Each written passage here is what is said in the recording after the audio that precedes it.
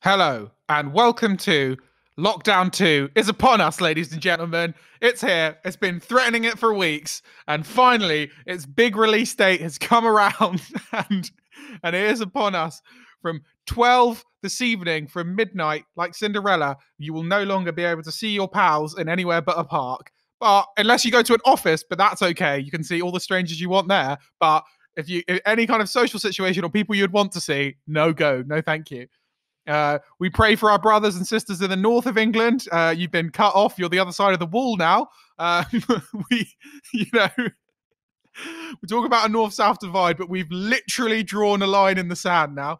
I am Tom Elwes. I'm joined today, as ever, by my co-host, Mr. Ali Woods. Hey guys, how's it going? Yeah, you're not wrong. Midnight tonight, you're just going to be stuck at home with your ugly sisters. That is that is the Cinderella story you've got. That's it. You know what? I think it was a sense of London elitism that I was thinking they're not going to do anything to London because we've got all the businesses. We've got that's where all the politicians live. But then obviously, yes, they actually have. And so we're going into a different tier. Are we going from tier 3 to tier 2? Yeah, we're tier 2. The joke I shed a tier 2 has been used plentiful upon the Twitter. It is, and now on here as well. Yeah.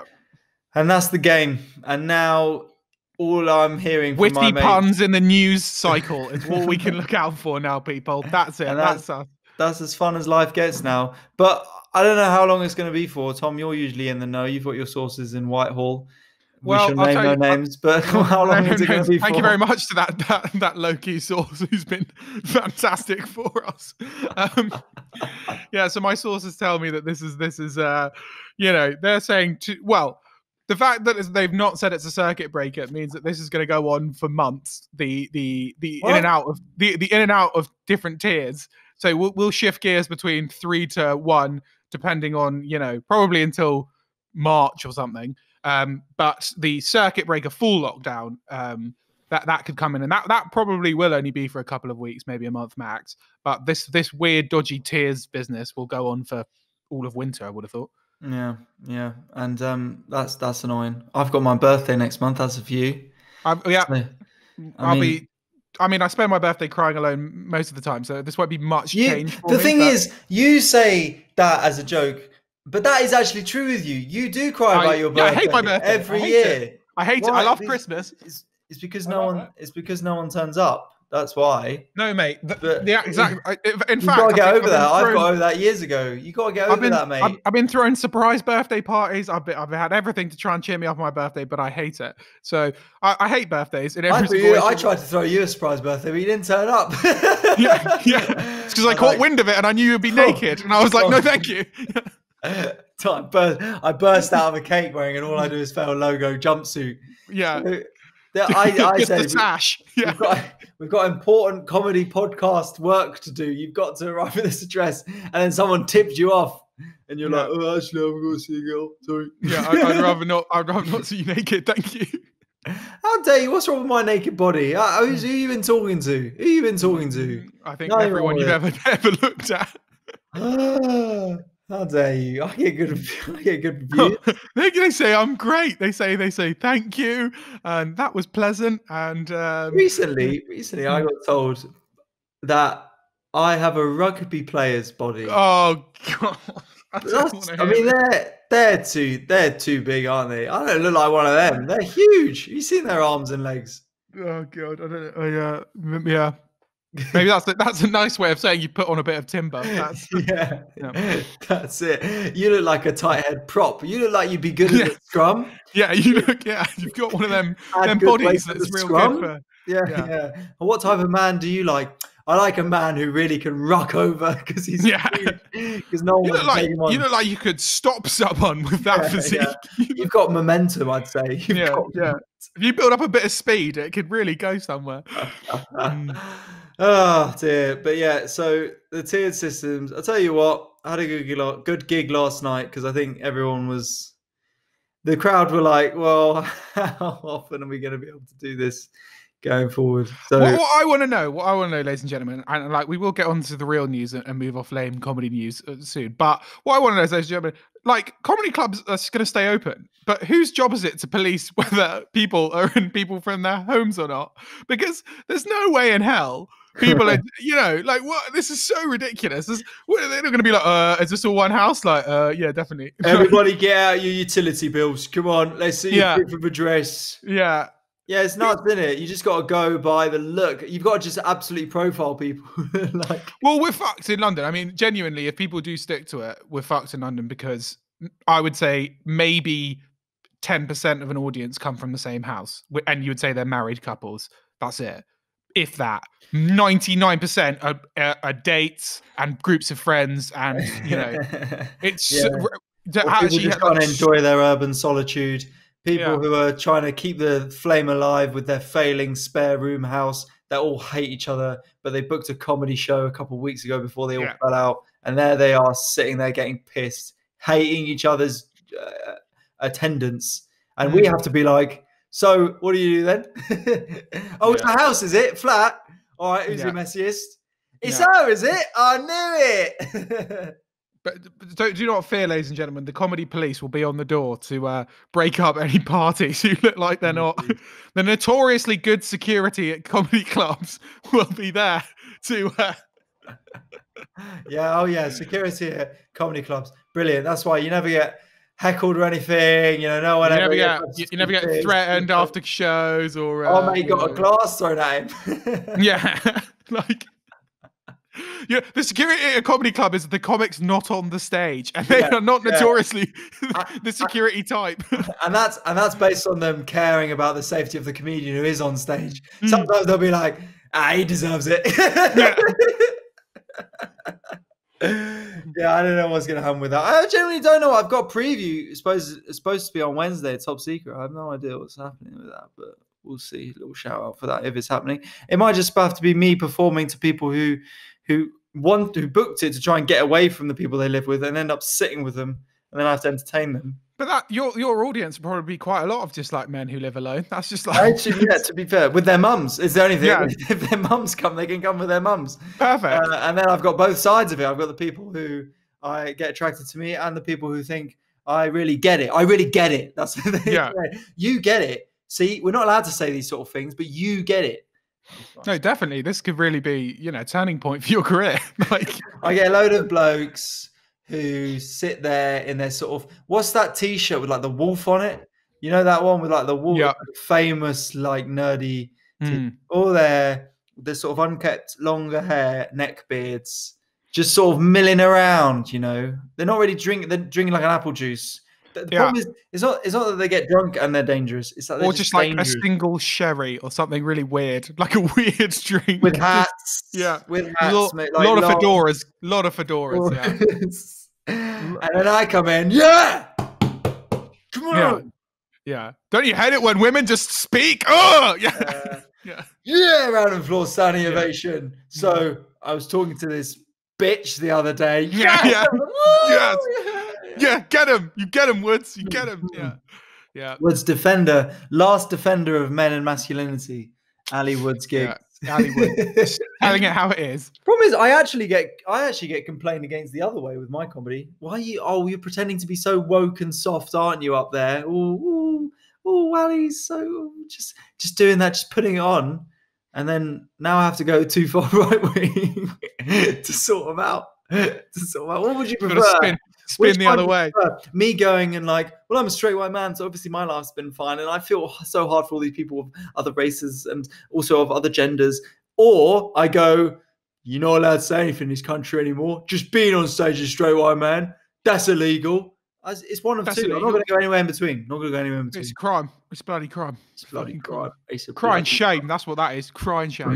I actually don't know what's going to happen with the gigs. I have no idea. This is so weird. I've had really low communication from gigs so far. I've heard back from one club that has told me we're going to sort of see how it goes. So that's it. I think they're all waiting to see if people show up because they're going to do the gigs.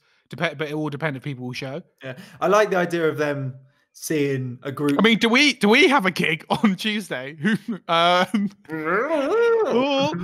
Comedians bringing like if they bring people, are they only people they live with? From inside your house. Well, my housemate's a paramedic and he works nights. Well, you can't bring him, unfortunately. You got to find a way that's going to work, mate. You got to drive up in the ambulance or something. Yeah, come on. You ain't getting. You want some stage time? Bring your goddamn mum and dad. That's what. Yeah. Oh no! I've dropped my water bottle. We're good. Yeah. So who knows? God, it's all depressing. I hope comedy continues. That's all I say.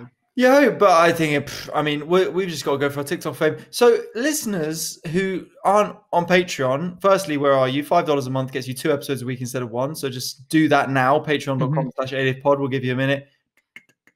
Okay, done.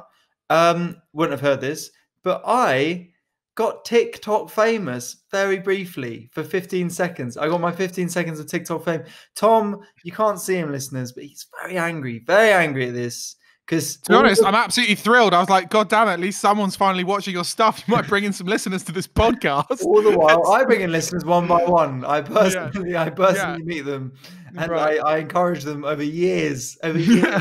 Grinding them down slowly. I'm very parasitic in my marketing of this podcast.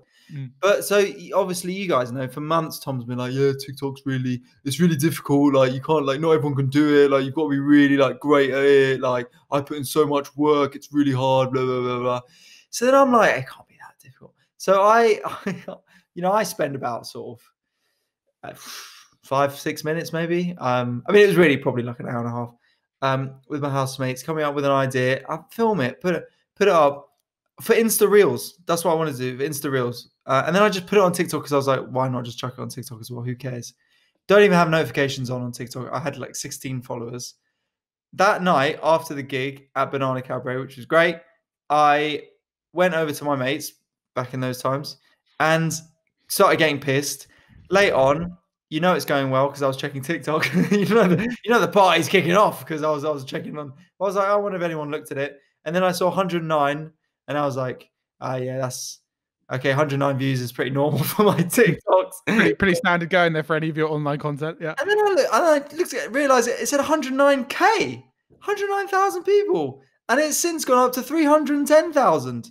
And so basically, guys, I've stolen Tom's market. And now Tom will have to go on to an even more niche platform. What could you go on to? Something weird? Tumblr? Possibly. I will stress, I'm not that worried yet. How much did the next video that you posted get views? Similar. Yes, that is. I don't know. I haven't checked it recently. Yeah, pretty high. Yes, pretty high, pretty big. Yeah, 600. Yeah. No, look, it's good. After that, it's quite even less. This is what I was complaining. How can a platform put one of your videos to 310,000 people and the next one to 600 and the next one to 200? Man, all I'll say is it's a cruel mistress and it's why, like when I hear people complain about it and they're like, oh, it's dumb, and I'm like, well, no, actually, you've just not made something that sparks with people. You need it's the most black and white platform that there is. It's just will give you if it's good and it sparks with people, it gets more views, and that's it. That's the only thing you can complain about. It's nothing to do with how many followers you have or anything like that. It's just purely if it like resonates with people, that's it. And they give it interaction and they like it or they copy it or they comment on it. That's it. That's all it is. So if you're complaining, if you're out there and you're complaining about, and that's to be honest with Instagram Reels as well, everything. If you're out there and you're complaining and being like, I'm getting no views, it's just because it's not good enough. Don't be a bitch. Like, shut up. Yeah, exactly. That's what I say. Come to me when you've got a video which has 300,000 views plus. I won't talk to you unless that one happens. But it's sad, isn't it, when you do all this gigging, you go out, you spend evenings instead of when your mates are like, do you fancy going for a drink? And you're chatting to a lovely, beautiful woman. I mean, I'm just speculating with you here, not with me, but and she's saying, do you want to come over tonight? Do you want to do something? And you're like, no, I'm gonna chase my dream. I'm gonna go do this gig, and you book for this gig, and it's in the middle of nowhere. Mm. You've turned In up the to this woods. pub. You've turned Yeah. up to this pub. It's cold. It's dark. Yeah. No one's ready for comedy. There's a mic in the corner of the room. They actively don't want it, if They, anything. if anything, they're sitting at the pub annoyed that a comedy club has formed around them because they've been sitting at that pub for 27 years. Mm. And you've got no real jokes, but you've tried your best. You're working on it, and you do that, and you get nothing. You die, and you feel bad. And you come home and you get some fried chicken on the way, and you feel like you're shit. But you're like, I've got to keep going, and you keep going years and years until suddenly you start getting good jokes, and you start having a good time. And generally, your gigs start becoming better than worse, and then suddenly clubs are booking you for better stuff, and people are knowing you on the circuit, and they go, oh yeah, well done on this and that, and you do all that, and the people in your life couldn't give less of a shit. But you do a 15-second video taking the piss out of clubs closing at 10 p.m. Suddenly they're like, well done, mate. That's brilliant. What? Bruv, where's all the hype for all the work I've put into that? They don't care. People only care about what they can see in front of them, and they can't see you gigging. So, yeah. They're like, this is so sick. My mate sent me this. I'm like, bruv, it's not. I don't even find the video funny. Sorry if you're TikTok listeners. I mean, it's very good. Thank you. Yeah, I wouldn't get. You just have to stand up to the art. Online videos and stuff are, I don't know. An observation that you've made. That's all I'll say. We've just got to retrain in cyber. That's what I'm doing. That's what I'm seeing it as. Are you retraining? I'm Fatima, the the woman of color who had worked hard to get into ballet. Yeah. Who is like the government are saying work in IT. For those who didn't see it, there was a government advert of a woman who was called Fatima, who was a ballet dancer, and it was saying her next job is going to be in IT, but she just doesn't know it yet. Cyber, it's in cyber. Cyber, just cyber. It's in cyber. Cyber, classic cyber right now. So good, man. So good. But yeah. Look, I don't know. We've talked about the retraining stuff before, but this tiered stuff, it might be the end of the gigs I've got in the calendar. But maybe could we travel to places that aren't in tier 2? Is that how it works? Off you go to Cornwall. Smash out the Devon circuit. Yeah. That'd be so depressing.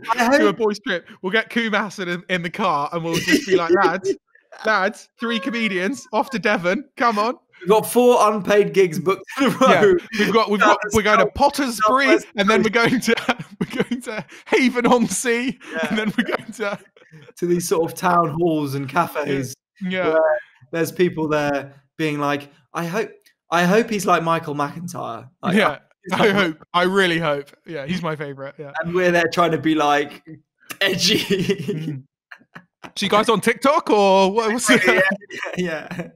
Maybe and then one of them shouts, I think Claire's on TikTok, and they all laugh, and it's like, you can't do your own jokes. What's the point of paying us here? Yeah, classic Claire. In some town, and then they're like, Martin has, and then that gets a laugh, and you're like, what the fuck do you think this is? This isn't your living, but that's how they see it. That's how they see the night. Yeah, I've low-key been trying to incorporate. I'm going to try and go away for my birthday if we're allowed to leave the country and not shut in our homes. No, man. And I've low-key been looking at gigs across Europe that I could go and do. I might go to Sweden's got a nice comedy club, Stockholm Comedy Club, and I've done shout out Comedy Cafe in Amsterdam. Maybe go out there. There's great gig, great club. So maybe hit up some of the European spots. Okay. That's what we have to do now, ladies and gentlemen. We have to get on Ryanair flights to do a gig.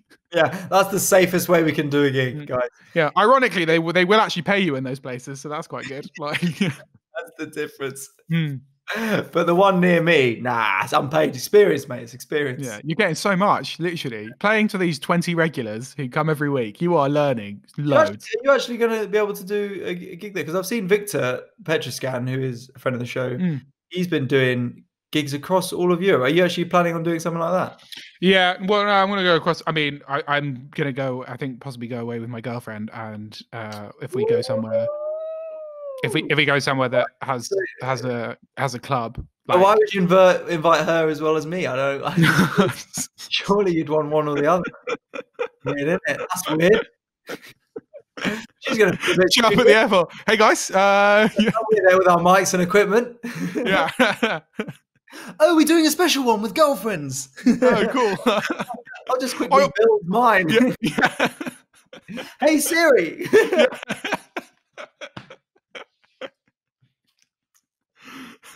How's it going?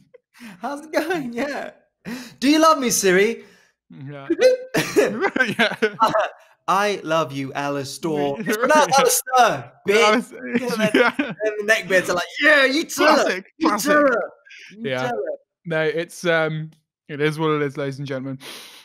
Okay. Yeah. So anyway, just to wrap up on our tiered system, Richie Sunak once again, Jonathan Pye. Shout out Jonathan Pye, who, if you haven't seen any of his stuff, is very very funny. Sort of satirical news journalist, and he does these sort of like satirical sketches about the news essentially. But he did a fantastic rant about the government 2 days ago that's gone very viral, and he's just like you fucked us at every single turn. Every turn you fucked us. You only have to look at Germany to realize how fucked we are. They got the virus like a month before we did, and you still fucked us. Like, you idiots, you incompetent idiots. You did it to save. You did it. The only reason you are faffing around with these lockdowns is because you wanted to save the economy. And guess what? That's also in the toilet. You fuckwits. Like, it's just so true. There's a lot of people who are just like, yeah, but they're doing the best they can, aren't they? They're doing the best. This is what I was trying to explain to my housemate. My housemate was like, but everyone thinks the government has done a bad job. Like, everyone hates this government. I'm like, nah, they don't, bro. Nah, they do not. There's a lot of places in this country where they're just like, oh, they're doing the best they can, though. It's just an impossible. Like, they're doing, like, you know, imagine if Corbyn was in, absolute pandemonium. It'd be nonsense. But yeah, so like, you know, Boris is a tough job, but they're just fucking idiots. They just don't give a shit. And it's all based on public opinion, I think. Yeah. Big chess. I do think that was definitely a chess move by Starmer this week to come out and call for the lockdown. But that's only because, you know, when they don't do it, he can just sit on his horse and be like, I told you to do it. That's how he sounds. Yeah. I'm a huge Starmer fan, but like, that was a big chess move. But I just think I don't know. They have just. You only have to look at other governments across Europe with populations like Germany, with populations bigger than ours, who are doing way better.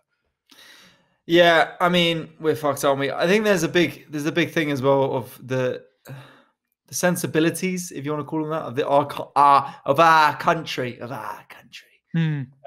that people just don't do as they're told. There's other societies and cultures where authority says, we have to do this, guys, so do it, and then we'll be all right on the other end. And they go, okay, we understand. Whereas ours go, so if you wouldn't mind, could we all just pull together and just get this bloody well done, and then we'll be right as rain on the other side. And then the other people, and then everyone goes, nah. I can't be asked. They're just like, no, that's not. I'm not wearing a mask. That's not very World War II, is it? They didn't wear masks in World War II, did they? Did they? They weren't locked down in World War II. You've got like a 52-year-old saying that. They weren't locked down in World War II. It's like, you weren't in World War II, bruv. Yeah. I saw a post by Michael Vaughan, you know, the cricketer. And he, I think I'm getting that right, Michael Vaughan, the cricketer. But anyway, I might be wrong, but Michael Vaughan, which just said, it was in Instagram. It was like peak, you know, one of those ones where you're like, satire is dead. Like, it was peak boomer sort of like weird rhetoric. But he posted on Instagram and he'd gone, the clocks go back this week. I'm setting mine back to 1940, the last time this country had some bollocks. And then it had Spitfires literally flying out of the White Cliffs of Dover. Not flying over it, like literally coming out of it. What was he saying? We don't have bollocks about? About what? Like, more lockdown or less lockdown? I don't know. What it's supposed to be saying. I don't know what it was, whether it was, I assume he's saying it's related to the virus and talking about how we're scared to live our normal lives because of the virus. So it's a less lockdown camp as opposed to a more lockdown camp. Oh no, yeah. No, it's definitely less. It's definitely it's definitely that side of the fence. It's not like Spitfires mean we should be locked down. It's more like we should be cutting all this nonsense about lockdowns and tears and stuff. Just go on leading your good old blighty lives. Because have you had mates? No, obviously, don't need to name any names, but have you had friends asking you since yesterday, being like, but like, are you actually going to do it? Or like, are you actually going to like? Yeah, loads. Yeah. Loads. Yeah, loads. Loads of mates do that. Loads of mates. That's what mine are saying. And it's that thing of like, well, I think, yeah, because I don't want to, I feel like my integrity to criticize the government, it goes when you don't adhere to the rules. Yeah. Also don't do that as well. Like if there was an emergency or something, then I'd go and someone's house to help them, or whatever. But I feel like it is quite bad to not to be like, this is preposterous, and then also not do it. And you're like, well, you're not really helping yourself. But then I know a lot of people think differently to that. I know a lot of people who I've talked to are just like, well, it'll be fine as long as we just stick to that rule of 6. Then I would say, I mean, we don't exactly speak for the youth of London. We can't yourself. Yeah, Ali with gigs. Ali with people are. Yeah, people yeah. Well, Ali's got the sort of incels of London represented, and I assume, well, they're happy, obviously, to stay inside. But I would say, as a general consensus, I don't know how strict people are going to adhere to these rules. I really don't. I will be interested. We'll have a good barometer if there are gigs to see what sort of people are. We'll get a massive cross section of what's going on, but I just don't think. I honestly don't think that people, especially people in their 20s, I can't. As a general gauge of people that I know on social media or whatever, I mean, obviously this is very sort of broad stroke pseudoscience, but I don't think so. I think people will just go around. Crowd are all 13-year-old idiots, aren't they? Yeah, so they can't leave home anyway, so without chaperones. So yeah, hanging outside the park anyway, aren't they? Yeah, I mean, it'd be perfect for my gigs because they'll just come with their mum, so it's all right. It's not their household. Yeah. So you can have your child audience coming with their parents, and my incel audience coming with their parents as well, or their mum. Maybe we could sort of overlap of audience, but I feel like there'd be more sort of criminal actions taken against your audience if they mixed with mine. I would be worried for your teenage fans. Yeah, I would. Yeah. That's what I will say. So, yeah, I think that as well. I'm interested to see how much people are going to follow this. I'm interested also to see what's going to happen tonight, whether there's going to be an absolute piss up Friday night, pre-lockdown. Because the last time there was no real warning, and it was just like, right, lockdown, and we didn't know how long it was going to last for. And everyone was like, this might be quite jokes. But now we know how shit it is. So if they're going, right, this is the last night you can go and party with people who aren't in your household, then there might be an absolute session. I mean, I've not been invited to anything yet. I'm assuming there's some sort of secret code that I'm going to get at some point, like a text, or your phone will go off at some point, I'm sure, to be like, hey, Ali, we had someone drop out. You can come if you want. Like, yeah. And they say they can't seat us if we've not got 6, so we need a 6th, and we know you're. I'll see you there, lads. Can't wait. Can't wait. I'll be there, 100%. Did you ever do any of those like illegal rave stuff where they text you the location and you just turn up? Well, yeah, because I don't want to no, not during lockdown, but I've been. Well, my classic bit of stand up is a bit about taking ecstasy and thinking I was going to one, which is I'm not going to do it here. Go back and watch. How did you find emceeing on Tuesday for the first time in 6 months? But a little bit nerve-wracking, a little bit shaky at the start, but sort of also didn't help that we had to explain to absolutely everyone, if you wanted to get a drink, you had to download an app and then put your card details in, and then order, and then stick your hand up as well. Like it was. You get your free drink because you booked, then you get that, but that can't be done through the app. But then if you haven't booked, you don't get free drink, but you can go straight to the app. But you need the app. But and you know. Great night. Make that hilarious, absolutely hilarious, was interesting. Great nights always start with downloading an app. Yeah. That's the most fun I'll have. Download an app. You were good, man. Good to be back. Good to be back. Doing some bits. Our 2 shows at Vauxhall Comedy, and then goodbye forever. Yeah, goodbye forever. We had two and done. I actually don't know. We've not heard anything from our producer / boss, Mooch, so we have no idea if we'll be back at Vauxhall Comedy on Tuesday, but no one knows. No one knows. No one knows. This is the end of days. Once again, we got you through lockdown last time, listeners. So don't worry. We'll be doing it again in style. Might finish you off. Yeah. Don't worry. I've taken two, and this bit of information will excite you, Ali. Okay. So the internet has been awash with the value of Pokemon cards this week. Okay.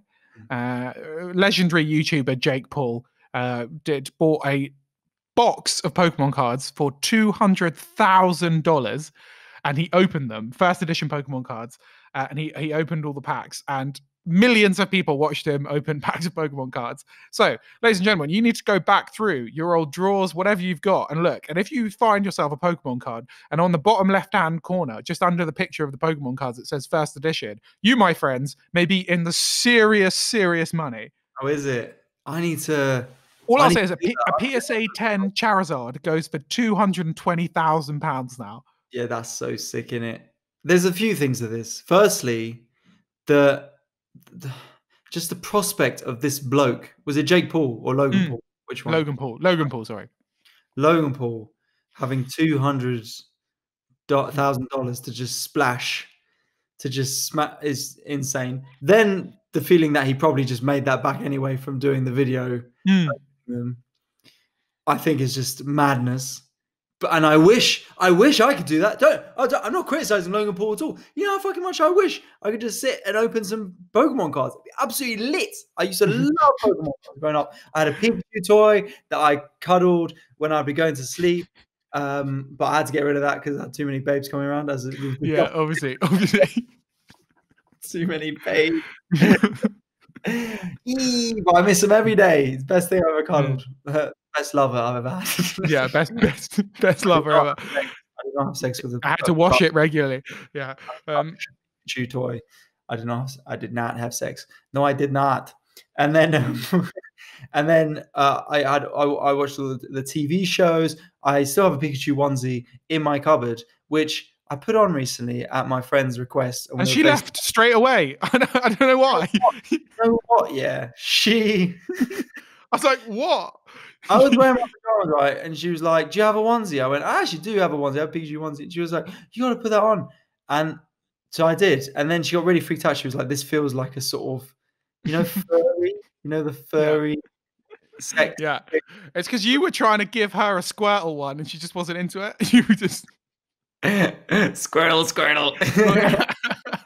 You were doing the noises. Pika. Yeah, I'll be your Bulbasaur, bro. My vines are super effective. You know what I'm saying? That's terrible. So I would love to do that. Fucking love Pokemon cards. I've got a great collection. I'm gonna talk to my mum and say, dig out my old Pokemon cards because we might have some absolute bankers in there. And then the other thing is that I am just so glad that Pokemon's still relevant. Because don't you think those things when you're growing up, and you're like, this is the world to me. My first game on the Game Boy Color was like Pokemon Yellow. Like, I loved it. And now 20 years later, it's still cool. I think that's awesome. Because when someone's chatting on about like when I were younger, we all had ball and stick, didn't we? Ball and stick, we had different colours, different coloured ball sticks, and you had to we'd trade them. Yeah. And I had the best ball in the whole school. But then the big guy, Ollie Plunkett, he nicked the ball. What we would do, right? We would just get the fat kid, right, Richard, and we'd give him 5 seconds head start, and then we'd all just chase him with a stick, and we'd want him. Yeah. And like a pig. That was no problem back in the day. That was no problem at all. We all did that, but now you can do that. Do that. And PC gone mad. And look, bless him, Richard is in an institution now, but that's not to say he wouldn't have been there if we didn't chase him with stick. If anything, we helped him lose weight. Yeah. Well, that's what they need to do, the government. They just need to chase the little fatties round the park. You see how fat these kids are now. When I was growing up, we didn't have any fat kids. No fat kids. We didn't have any food. No one had any food. Now you've got all these kids with all this food. No one chasing them, and they're just fat. Yeah. No chips. Just stop eating chips. Chubby little blatters. Yeah. When I see a fat kid on the street, I just start chasing him. Lisa nicked me 3 times. I don't know what they're something wrong with this country. I tell you. PC gone mad. PC I gone never mad. wanted to be one of those guys who's like, we had these Pokemon cards. Oh, they're so cool. And then kids would be like, oh, you fucking loser. Whereas now it's still people. How 200 grand? Oh man, I got to message my mum immediately. What would you do if you? Okay, so if you found what a Charizard in your parents' gaff, did you collect Pokemon cards? Did you have? Yeah. And it was like, this is 200 grand. But then on the back, it had a signature from who's a hero of yours? Probably like Tom Mr. Cruise. Motivator off GMTV. I've got his autograph. Yeah. And it had a signature saying, "Follow your dreams, Tom." And then Mr. Motivator. He actually said, "Get motivated, Tom." Mr. Motivator. Which still rings true today. Which is what I tell you. I'm your new Mr. Motivator. Edit the podcast, Tom. Yeah. So if it had that little signature, would you sell it for 200 grand? Yeah, 100%. If I found a 200 grand Pokemon card in my parents' house, of course I'm selling that straight away. They were like, well, normally the card is worth 200 grand, but unfortunately, Mr. Motivator, whoever the fuck that is, has scribbled all over it. So I'm like, actually, this should up the value for GMTV's Mr. Motivator from the 90s. Are you joking? You need to get motivated, if anyone, to learn yourself, educate yourself. And they were like, this has reduced the value to £2,000. Yeah. Would you sell it? Yeah, I'm still selling that straight away. Yeah, your Mr. Motivator signed Charizard. Yeah, that's gone, honestly, straight away. Right. I like Pokemon, but I also like money, which is why you can subscribe to our Patreon, listeners, to keep me and Ali going in these dark times. But that's going right away. Okay, fine. Well, I'm gonna ask my parents and see if we've got any absolute diamond Pokemon cards. I don't think I had it. Definitely didn't have a Charizard. I'm trying to think what the best one I had was. Yellow Cheeks Pikachu's first editions. They're going like 5Gs. How is it? I cried over Pokemon cards when I was younger, when I made a bad swap. Oh, so bad. Such an emotional child. Yeah, so much swapping of Pokemon cards. I was like, just the sheer quantity of packs that I was going through was absolutely insane. Like, just freaking love that shit. So exciting to open a pack because you get it. You know, it's a real sad child who sees a pack and goes, "There's probably nothing in there." When you're a kid, you're like, "It's definitely got shiny Charizard. It's definitely got." And then you open it and you, and then it's like Meowth, and you're like, "For fuck's sake, Meowth! Fuck you! Fuck your whole yeah." Fuck you. And I shout that in Woolworths. I'd shout, and my mum would be like, "Stop swearing." I'd be like, "Fuck you, mum." And that's when my head started. Of course, you'd say that. A woman. Yeah, get me a real Pikachu.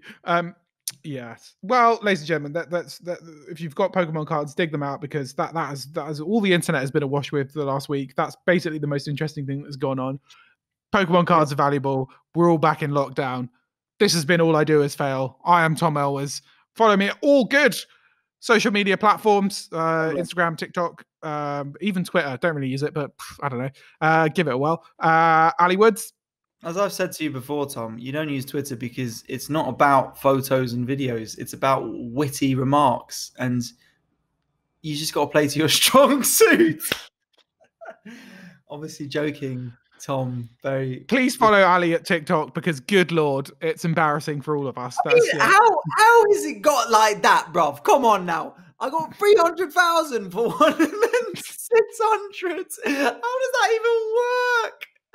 And then he's a one-day clouter. One day clouter. Follow me at One Day Clouter. Follow me at Ali Woods. I'm still putting stand-up on YouTube. So if you want to check that out, Ali Woods on YouTube.